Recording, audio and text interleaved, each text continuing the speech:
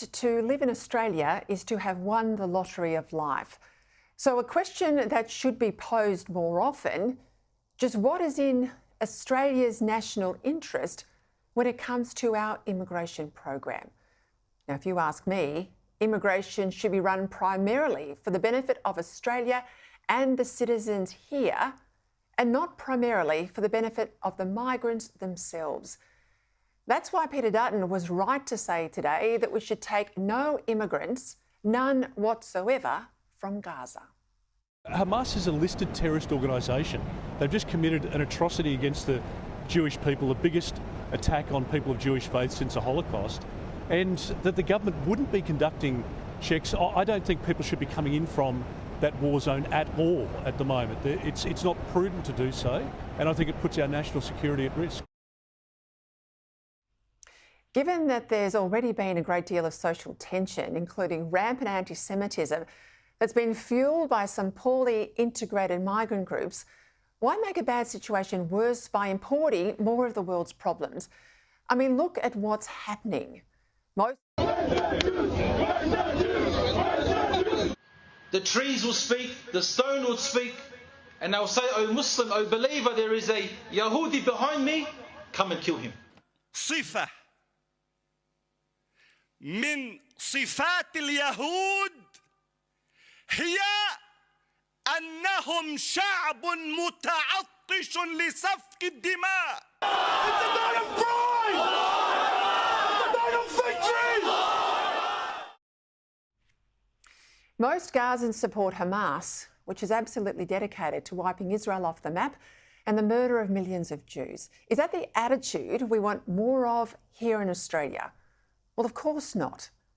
And only people who've let misguided compassion trump common sense could think otherwise. A March poll conducted by the Foundation for the Defence of Democracies found that only 7% of Gazans blame Hamas for their predicament. It found that 71% of Palestinians supported the October 7 massacres.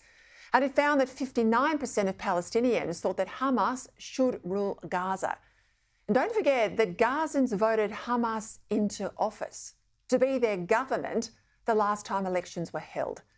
In another poll, this one in June, conducted by the Palestinian Centre for Policy and Survey Research, 54% of Palestinians supported armed struggle, and that 71% wanted Hamas to rule Gaza after the present conflict had ended. Remember, under both political parties, Hamas has long been a listed terror group in this country. As Senator James Paterson said yesterday, the acceptable number of Hamas supporters here in Australia is 0. Yet lots of Hamas supporters is inevitably what we'll get if we allow lots of Gazans to come to Australia. Before today's new set of official numbers, we were told that some 1,300 Gazans were let into Australia on visitors' visas since October 7. Well, we find out today that number's actually 1,500, and that all up there's been close to 3,000 Gazans granted a visa to travel here.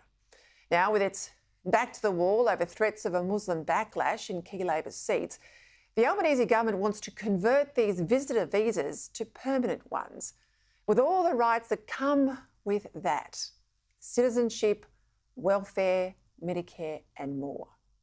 Now, it's fair to say I think we all have sympathy for people at risk from Israel's just war against Hamas.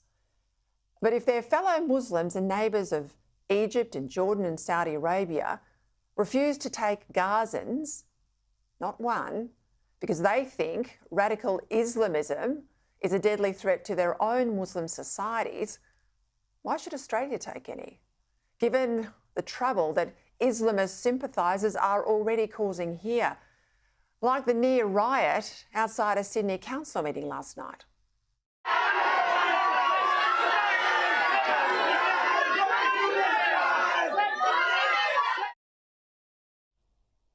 Today, the government said there was nothing to worry about because there would be security checks. But listen carefully, the Prime Minister's pushed on ASIO doing these checks, not just immigration officials remotely in Canberra, and he fudges yet again. We'll listen to the security agencies when it comes to national security, and the Director General, Mike Burgess, will play a critical role in that. And, I seek to try to bring people together, not always looking for a wedge or to divide.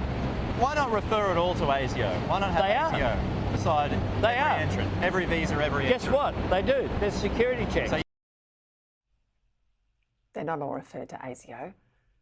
And we know why he couldn't say our top agency is checking them all, because the boss admitted, the ASIO boss, on the weekend, that they're not checking everyone, only those that are referred to them.